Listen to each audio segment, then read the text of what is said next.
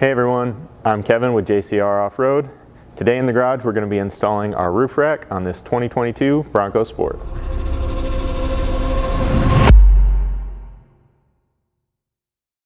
So right now we're going to get started with some disassembly. I'll begin by removing the visors on each side of the vehicle. So you can drop this down and pop it out of its securing clip over here. You can remove each of these with a T20 Torx driver.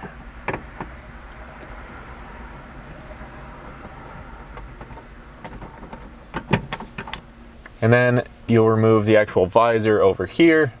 So this is going to have kind of a snap-on plastic cover. You'll need some sort of small flat screwdriver or pry tool, and you can kind of get behind the edge of that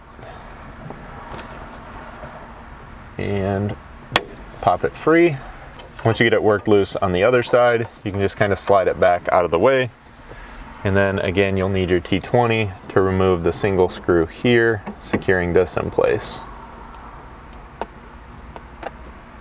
Then you will need to swing this back around, and then you can just kind of rotate it and drop it down to release this kind of locking tab here.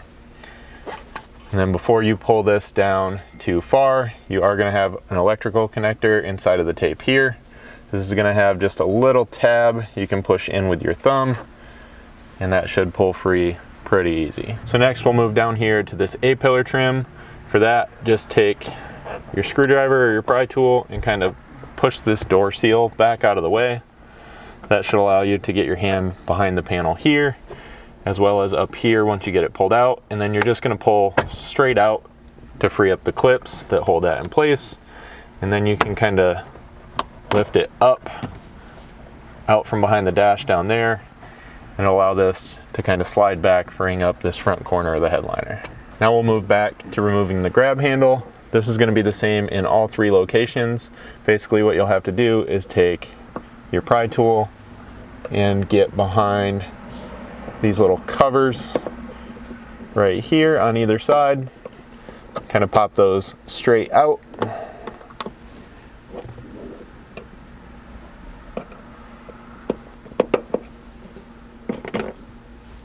And then you should be able to essentially pinch these tabs in on the blue portion of this handle here and pull straight out.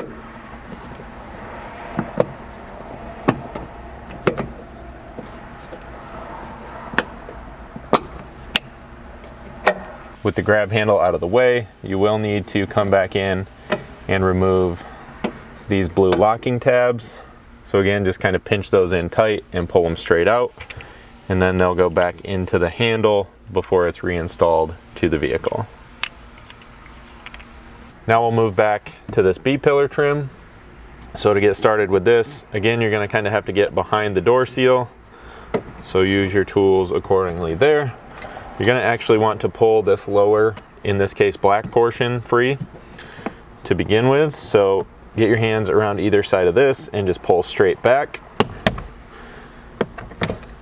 There should be clips here up at the top, and then you can move down to kind of free up those mid clips. Just kind of pop that back out of the way here, and that'll expose this fastening screw that can be removed with a 7mm socket.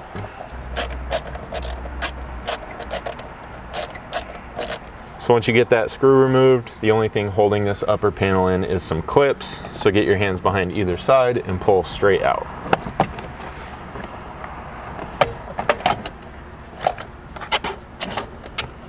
You can just kind of let this slide down the seat belt and rest down against the seat for now. Now the lip on the edge of these door seals is also going to be helping to hold this headliner in place. So you can do this now or after you get all of these trim panels removed, but since they're right here next to me, I just want to show you, you basically just grab a hold of those and working your way around the door frame, just gently pull that straight down. So now we're going to jump all the way to the rear. We're going to start back here with this upper trim piece. Just get behind the door seal with your fingers. You should be able to get a hold of the front as well. And then you're just going to pull straight out, as this panel's just held in with some retaining clips.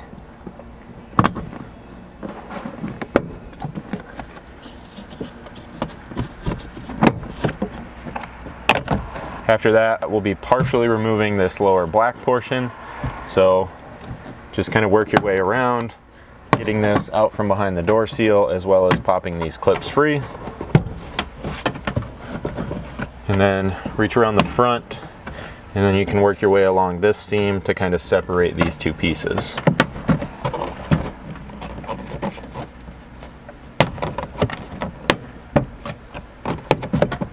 Now before this upper portion can come out here toward the front of this section, there is going to be one more screw just down behind this panel that you'll need your 7mm socket again to remove.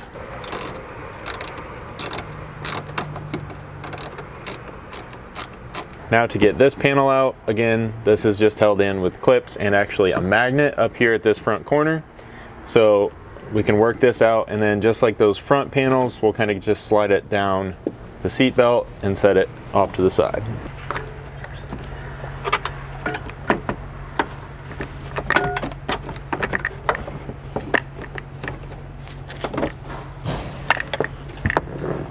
So once you get all that trim removed on both sides, you'll come back here to the very back of the vehicle and begin removing the clips holding the back of this headliner in place. Now these are going to be pretty hard to see on camera, but once this comes down, I can point them out to you. Basically get behind the seal once again, and then you can identify these clips and reach in with a pry tool to pop each one down and free from the roof surface.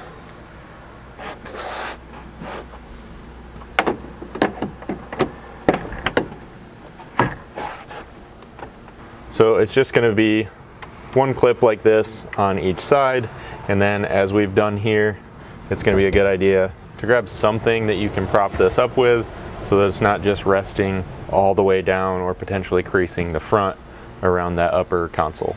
So now you're going to gain access up through here to be able to remove each of these side rails from the vehicle. We went ahead and took this driver's side off just so we can kind of show you how these mount. They're just going to have 7 of these mounting studs that pop down from the outside in, and then have nuts at each location that can be removed with a 10mm socket. The only reason I'm kind of trying to show this to you here is because they are quite hard to see with the camera up through here at every location. So we will try and give you the best view we can. The very first one here, working from back to front, is kind of out of view just behind this like bulkhead area, followed by the remaining 3 studs there leading up to the back of the rear passenger door. So the 5th and next one is going to be right inside of here, just in line with kind of the back edge of this B pillar, again out of view from the camera at the moment. And then the remaining 2 will be just under kind of this larger front section of the factory roof rails. So one there and one just inside of here. Now once you get all of the nuts removed, you can remove these upper rails from the vehicle. Now ours have already been removed, and in this case this one's been dismantled to some extent at this point, so it's going to come off just a little bit different than yours. This will come off in 2 pieces on ours. This will all come off together on yours. So again, just thinking of this as being one large piece, you'll have to come to the back and maybe pry on it just a little bit, because there is some like double-sided tape type foam back here, kind of holding that in place. And then up at the front, there is a clip that it just kind of needs to be popped off of to help this be completely removed. Now we're going to be assembling the rack. So you want to get started, you can kind of lay everything out, make sure you have all your parts. You're going to have your mounts, all your crossbars, 2 side rails, a front and rear fairing, obviously some hardware, as well as some edge trim. So we'll begin the actual assembly by getting these crossbars installed to the side rails. The only thing you need to pay attention to here is these 2 slots that we mill into each crossbar. Those are going to be so you can slide your T-nuts in place to mount all your accessories later on. We typically just put those facing up and toward the driver's side, so it's all uniform and easily accessible. So then you'll just take your crossbar and the provided 1/4-20 bolts with small stainless washers. Put a little bit of anti-seize on all of these. We're going to recommend that just to prevent any corrosion from seizing these bolts into the crossbars, as they are stainless into aluminum. And then just starting on one side rail, you can begin installing these into the horizontal slots that run all the way down So once you get both of those started, you'll just need a 5/32 hex, and then for now you can just center these in the slots and snug them up. You'll just work your way all the way down one side following that same process. Then you can jump over to the other side and get the other end of these installed. Once all your crossbars are installed, you'll move on to the front and rear fairings. Now for these, you're first going to want to install the provided edge trim along the radius bottom edge. Basically what you're looking to do with this is just cover from point to point, as that's the only surface that might make contact with the vehicle once the rack's installed. So you can take this edge trim, you can either kind of start it on the front edge over at this first point, or just kind of line it up just past the point and hold it as you work your way across, and then marking it just with your thumb over on the other side. Grab something sharp like these tin snips or some large shears and cut it off to length. Now this is an aluminum impregnated edge trim, so there's going to be some small pieces like this that may fall out. You're just going to want to make sure you get rid of those so they don't get stuck between here or the paint on the roof surface with the rack in place. Then you can just kind of center this up and start from one edge, just using a little bit of pressure to push this up onto the fairing. With the edge trim in place, you can slide this down between the two side rails, and then you'll line it up and secure this with those same 1/4-20 bolts with washers. However, this time on the inside, you'll use the serrated flange nuts from your bolt pack. After all your hardware is started, I like to just push these fairings all the way to the kind of down and forward position, and then just lightly tighten them in place for now. And that'll just kind of help to hold this rack up off the roof as you're first getting it set on. Then you can loosen these up and get it lined up to your mount. Now the rear fairing is going to install pretty much the same, the only difference being how you install the edge trim. You'll take the cut portion that was left over from that front, cut it into two sections, and then you'll install these on either side just out here at each point, running inward.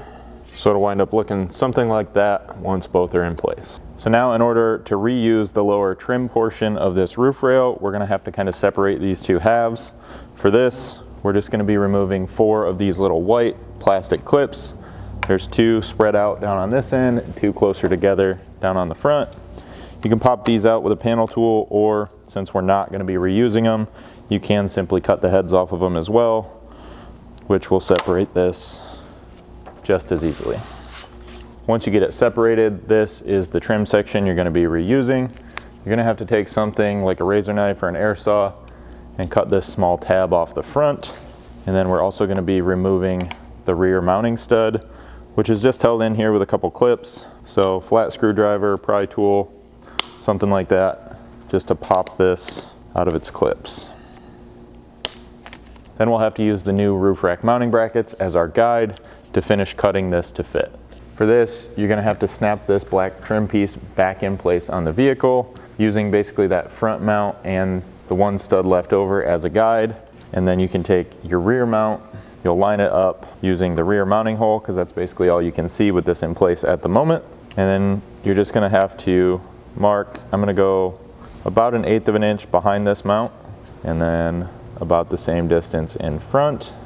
And then I'll use a straight edge to mark down either side.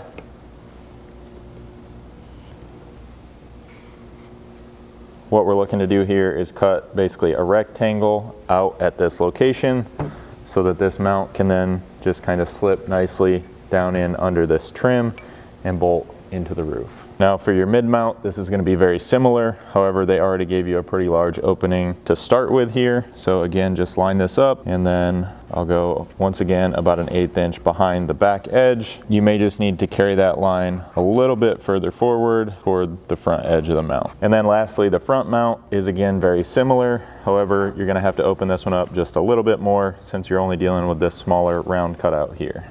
So I'll just mark out just in front of and behind that, and use my straight edge to draw a line all the way across.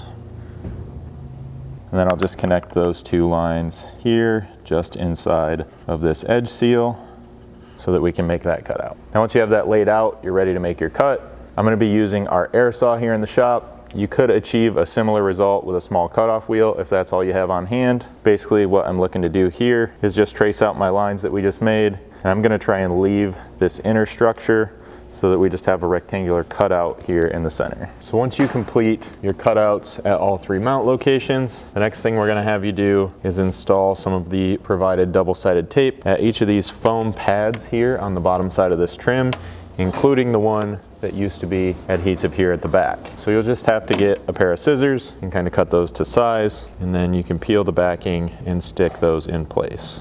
Once you have all of those in place, you're ready to start reinstalling this to the vehicle. So you just want to make sure that you start here with the front, getting it snapped back into its mounting tab. Make sure this little tab lines up back under the edge of the windshield, and that will help to locate this. And then you should be able to flex the back up enough to remove the backing from the adhesive here and stick the back down. Before you get this adhered down, is you're going to want to come in this channel with like some glass cleaner, rubbing alcohol, something like that, and wipe this all clean so that this sticks really well, as well as our RTV that's going to go down on our mounts. Then just go ahead and center this up and stick it in place.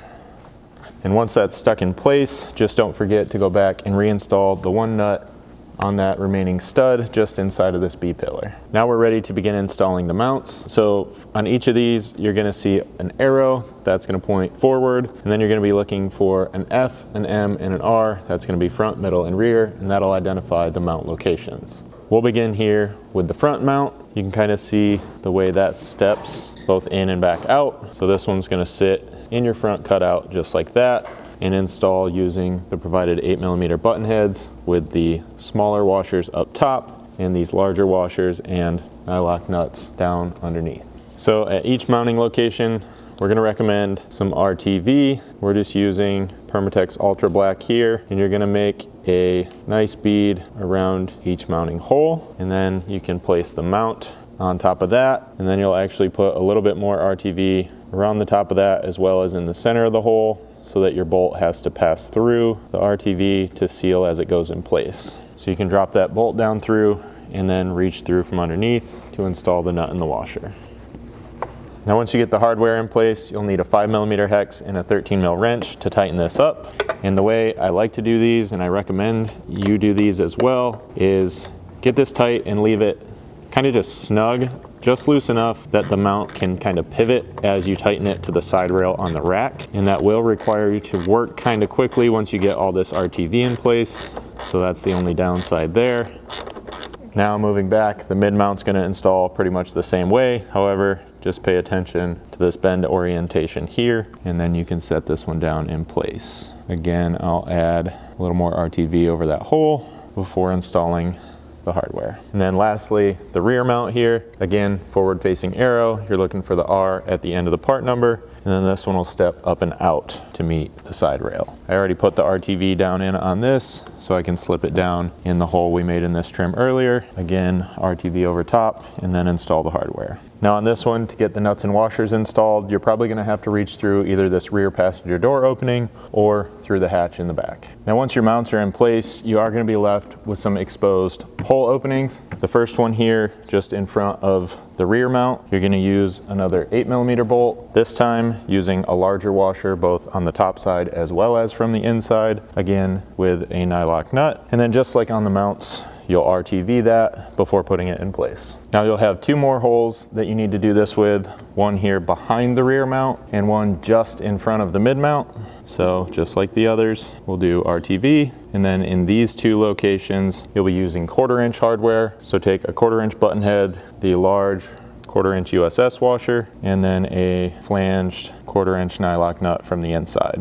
And for these, you'll need a 5/32 hex and a 7/16 wrench to tighten that hardware. Now you can go repeat that mount installation over on the other side. So once you have all your mounts in place, you'll need to grab a friend to help you set the rack up here on the roof of the vehicle and begin lining it up with the mounts. Then you can install the 1/4" button head hardware through the mounts with flange locking nuts on the inside. Once you have the rack in place and all your hardware started into your mounts, go ahead and just kind of lightly snug these up, just enough to kind of square these front mounts to the side rail on the rack, and then you can go back and finish tightening the mounts to the roof of the vehicle. Now you're ready to adjust the side rail height. So for this, you'll loosen up the front and rear fairings, and then you'll loosen all the side mounting hardware back up just a little bit. That'll allow you to slide this just a little bit vertically so that you can get this side rail nice and parallel to the roof surface. Once you're happy with the position of that, just tighten these back up with that 5/32 hex. So now you can begin reassembly of the interior. We'll start here at the rear with the back edge of this headliner. You can line this up and snap it back into place, making sure you get it pushed behind this rear door seal.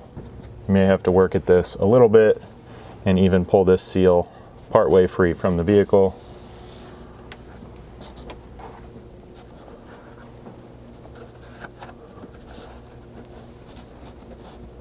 Next, we'll reinstall this C-pillar trim. Now, one thing I do want to mention here is particularly these two top mounting tabs will sometimes have these little metal clips. When this comes off, sometimes those will be stuck up here in their slots on the vehicle body. You'll want to slide those up and out and reinstall them to the plastic before this goes back in. So then you can take this panel, slide it back up into place, and then with this one, you're going to want to get it lined up here on the vehicle body and snapped into place first.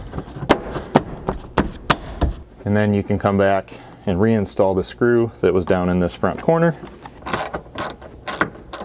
Once you have that screw in, you can start back here at the rear and begin snapping these two halves back together. Then the rear upper trim panel can go back in, and then you just want to make sure that you get both of these tucked behind this rear door seal back here.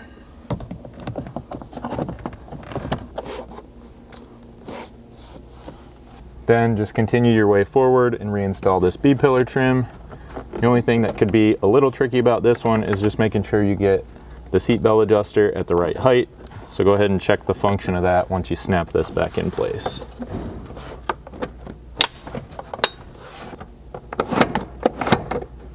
Okay, that was just the nuts. And then just like the last panel, don't forget to reinstall that screw down here at the bottom. Then just line the lower panel up and finish snapping it back in place.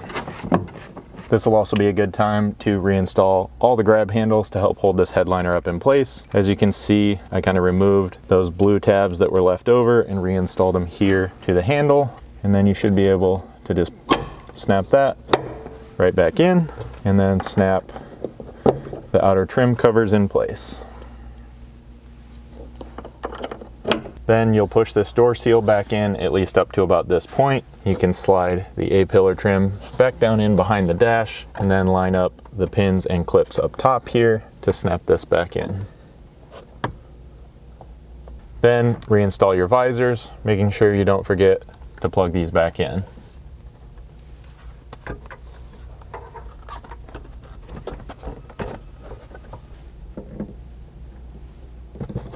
And along with those, you want to make sure to reinstall each of the clips.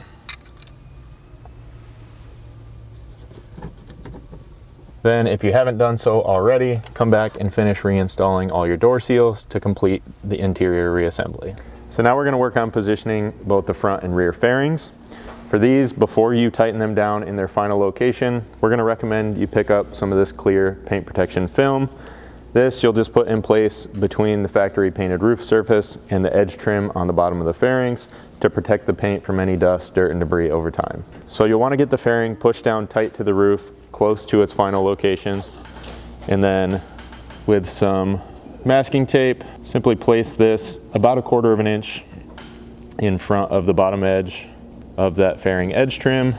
This will just be used as your guide for where you're going to lay out the paint protection film.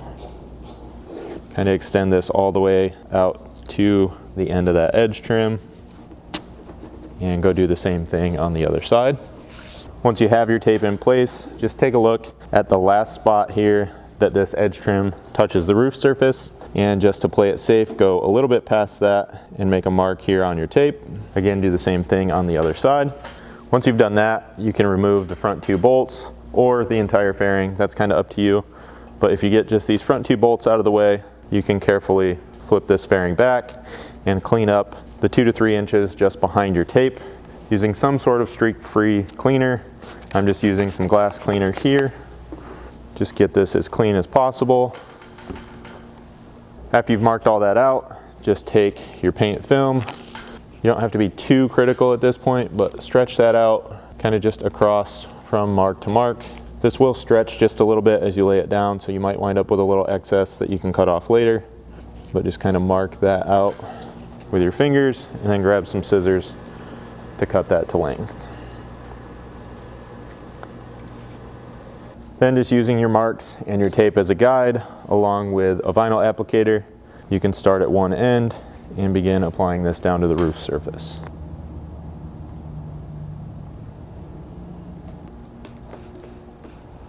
And once you've got that down all the way across, just go ahead and peel your tape back out of the way. Touch up that front edge if needed, and then you can flip your fairing back in place and reinstall this hardware. Now you can just push this down tight to the roof surface, kind of make sure that it looks even all the way along the front edge and in the slots here on the fairing, and then with your 5/32 hex, start tightening up this hardware. So once you've done that, your install is complete. If you guys have any questions about this installation or any other product we offer here at JCR, feel free to reach out to us. You can send us an email at info@jcroffroad.com or give us a call at 269-353-1184.